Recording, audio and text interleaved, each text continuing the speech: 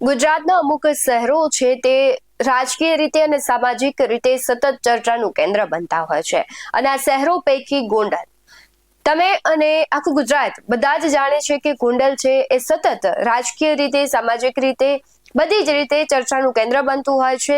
એ પછી ગણેશ ગોંડલનો હોય, અનિરુદ્ધ સિંહનો કોઈ ઘટના હોય કે પછી રાજકીય, જેમ કે આપણે જોયું કે જિગીશા પટેલ પર ગઈકાલે જે હુમલો કરવામાં આવ્યો ત્યારથી ફરી એક વખત ગોંડલ ચર્ચાનું કેન્દ્ર બન્યું છે। પરંતુ જિગીશા પટેલ પર જે હુમલો થયો છે તેના માટે જવાબદાર કોણે આ હુમલો કરાવ્યો હતો, આવા બધા જ સવાલો થઈ રહ્યા છે અને આ બધાની વચ્ચે આમ આદમી પાર્ટીના ધારાસભ્ય ગોપાલ ઇટાલિયાએ ખૂબ મોટા આક્ષેપ કર્યા છે।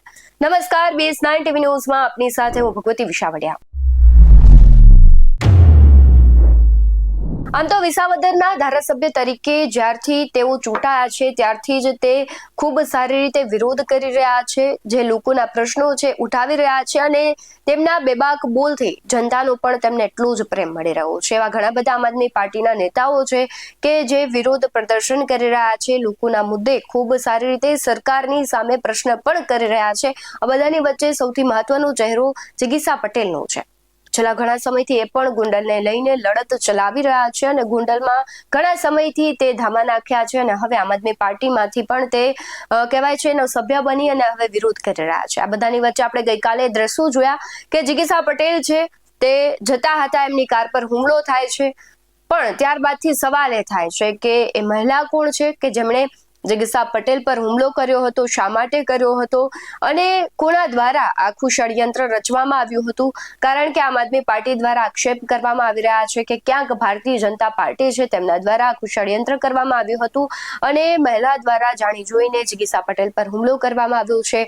ત્યારે શું કહી રહ્યા છે, સૌથી પહેલા ગોપાલ ઇટાલિયા તેના પર નજર કરીએ। 25મી ફેબ્રુઆરી 2026નો વિધાનસભાનો દિવસ દોસ્તો, આજે ખૂબ જ દુઃખ સાથે જણાવવું પડે છે કે જ્યારથી આમ આદમી પાર્ટી ગુજરાતભરના લોકોના દિલમાં જગ્યા મેળવી રહી છે, આમ જનતા, સામાન્ય માણસ, છેવાડાના લોકો આમ આદમી પાર્ટીને આશીર્વાદ આપીને, પ્રેમ આપીને પાર્ટીને મજબૂત બનાવી રહ્યા છે, એ બાબત બીજેપીથી જોવાતી નથી।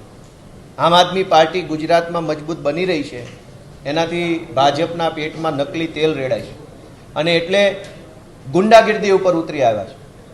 થોડાક દિવસો પહેલાં આપણે જોયું કે અમારા નેતા યુવરાજસિંહ જાડેજા જીવના જોખમે એમણે ભૂંડ અને ગાયના માંસવાળા દૂધનો પર્દાફાશ કર્યો।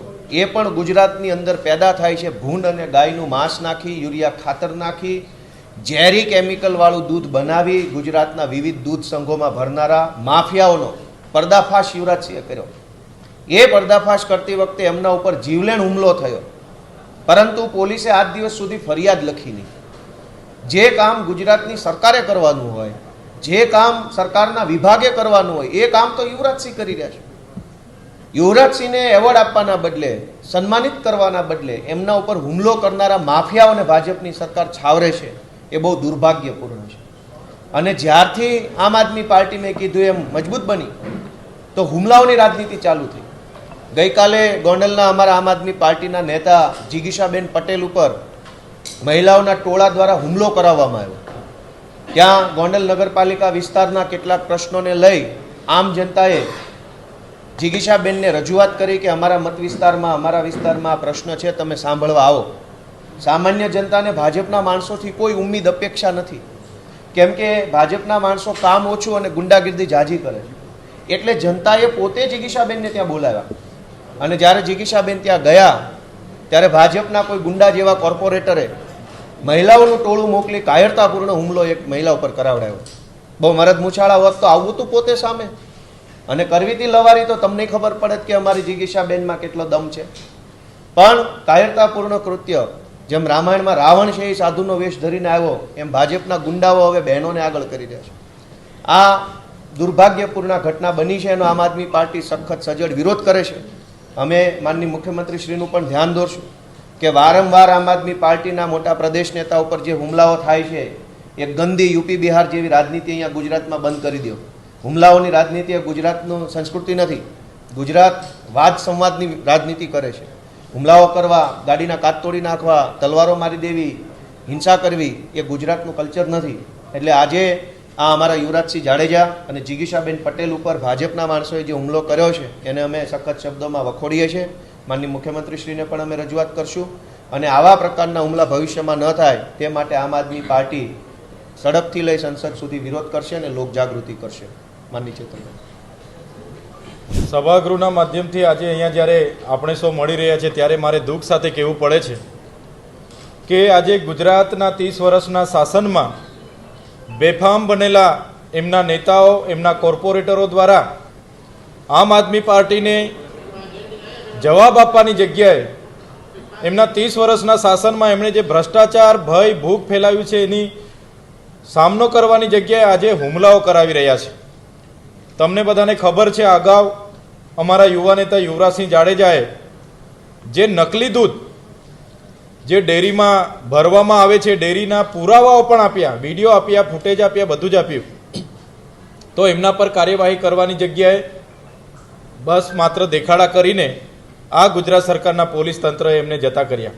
એ જ પ્રકારે ગતરોજ જિગીશાબેન પટેલને ત્યાંના સ્થાનિકોએ કીધું કે અમારી આ સમસ્યા છે. જિગીશાબેન પટેલે ત્યાંના કોર્પોરેટરને ફોન કર્યા કે આ પ્રકારની તમારા વોર્ડમાં સમસ્યા છે અને આપણે જઈને એનું સમાધાન કરી આવીએ, તમે પણ આવજો.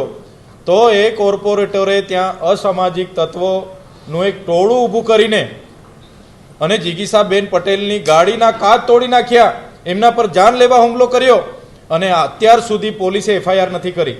જિગીશાબેન સારવાર હેઠળ છે તો પોલીસ કોની રાહ જુએ છે? એક બાજુ આ લોકશાહી દેશના ધારાસભ્યને તથાકથિત સામાન્ય બાબતમાં એટીવીટીની મિટિંગમાં કાચનો ગ્લાસ મારી એમ કરીને એફઆઈઆર થાય એના પહેલા ધરપકડ કરી લેવામાં આવે છે. એક ધારાસભ્ય તરીકે અમને તથાકથિત કેસોમાં ખોટી એફઆઈઆરોને અંતર્ગત અમને 80 દિવસથી વધારે જેલમાં રાખવામાં આવે છે. અને અમારા જે જિગીશાબેન પટેલ પર જ્યારે જાન લેવા હુમલો થયો તો પોલીસ કોની રાહ જુએ છે? કેમ એફઆઈઆર કરતી નથી? આખો ગુજરાત અને આમ આદમી પાર્ટી જિગીશાબેન પટેલ સાથે છે. જો જિગીશાબેન પટેલને ન્યાય નહીં મળશે તો આવનારા દિવસોમાં સડકથી લઈને આ વિધાનસભાના ગૃહ સુધી અમે રચનાત્મક કાર્યક્રમો આપીશું અને આ તાનાશાહી ભાજપની સરકારને જવાબ આપીશું. હવે એ વસ્તુ સ્વાભાવિક છે કે સત્તામાં બેસેલી પાર્ટી છે અને વિપક્ષ છે, એકબીજા પર આક્ષેપ પ્રત્યાક્ષેપ કરે.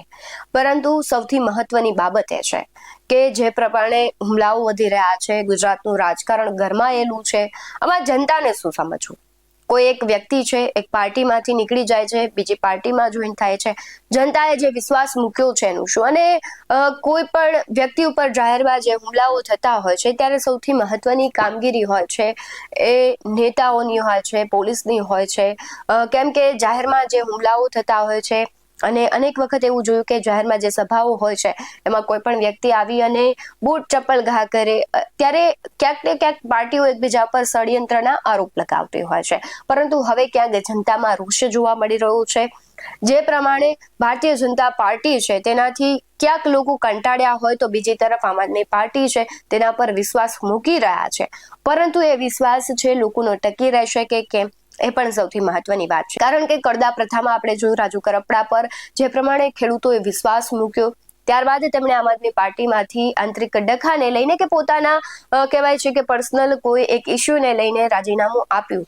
પરંતુ હળદરની ઘટનામાં જે લોકો છે, જે ખેડૂતો છે કે જે એમનો કોઈ વાંક જ નહોતો તેમ છતાં તેમને જેલમાં જવું પડ્યું. એટલે સ્વાભાવિક વસ્તુ છે કે રાજકીય નેતાઓ છે રાજકારણ કરતા હોય પરંતુ સામાન્ય જનતાને તેનાથી શું ફાયદો પડે છે અથવા તેનાથી શું અસર પડે છે તે ખૂબ મહત્વનું રહેતું હોય છે. હવે જિગીશા પટેલ પર જે પ્રમાણે હુમલો કરવામાં આવ્યો છે એમાં આમ આદમી પાર્ટી છે ભારતીય જનતા પાર્ટી પર આક્ષેપ કરે છે, પરંતુ જે વ્યક્તિ છે તેણે શા માટે હુમલો કર્યો છે? કહેવાય છે કે કોઈ કારણ હતું કે પછી એક પ્રકારનો રોષ હતા અથવા કોઈનો હાથો બનીને હુમલો કરવામાં આવ્યો છે? તમને શું લાગે છે કમેન્ટમાં જરૂરથી જણાવજો. બાકી આવા જ વધુ અહેવાલો સાથે ફરી મળતા રહીશું. તમે અમારી યુટ્યુબ ચેનલને સબસ્ક્રાઇબ કરવાનું, અમને ફેસબુક અને ઇન્સ્ટાગ્રામ પર ફોલો કરવાનું ભૂલશો નહીં. બાકી અવનવી અપડેટ્સ મેળવવા માટે આપ જોતા રહો BS19 ન્યૂઝ. નમસ્કાર.